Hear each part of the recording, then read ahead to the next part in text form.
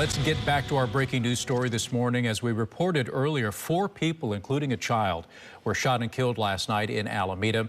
The police chief just held a news conference where he gave us new details about the alleged gunman. So let's get back to the press conference now with Will Tran, who was there while it all happened. And what is the latest, Will?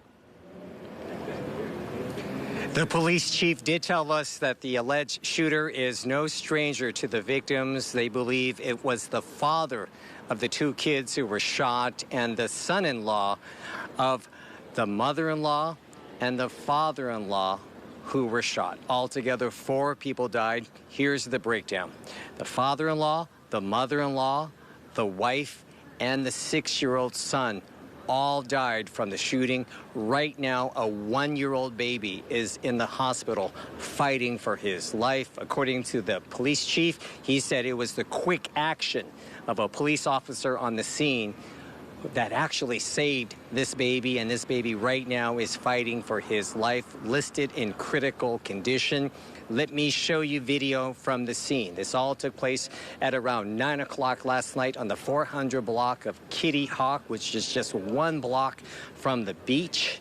The family recently moved in. They said they only got 1 previous phone call to that location. It was a car theft, nothing that would have tipped them off to what would happen last night.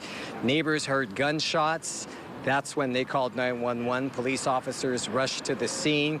They saw the father-in-law outside of the home with injuries. They went inside, and that's when they saw the other victims.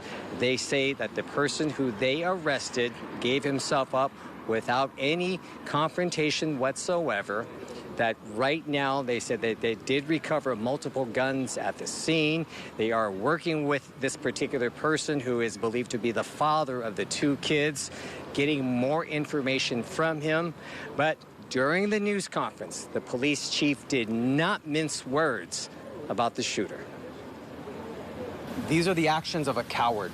I know what happened. I have some idea of what happened. And this person's actions were those of a coward. How are your officers doing? We're all parents, most of us. It rocked us, to be honest about it.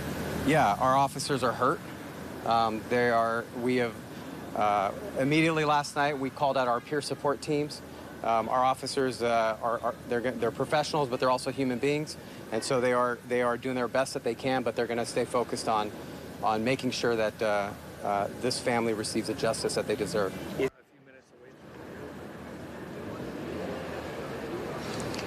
As far as a possible motive behind this, they are still at the scene at this very moment, processing the scene, looking through the home, looking for evidence. We saw other agencies arriving. It appears that they had pets, so it looks like they will be removing pets from that home. As far as the name of the alleged shooter, his name not being released to the public at this time.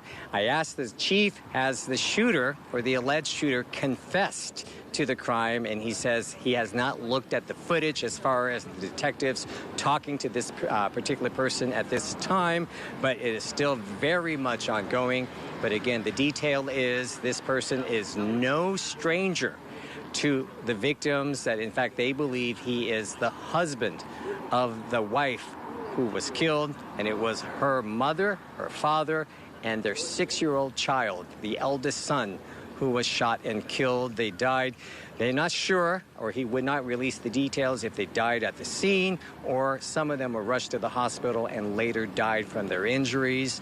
But they did say that it was the shooter, or the alleged shooter, who was inside at the home, and he was calm when the police officers came inside the home. Back to you. All right, Will, thank you very much, and we'll look for more information to come out throughout the day.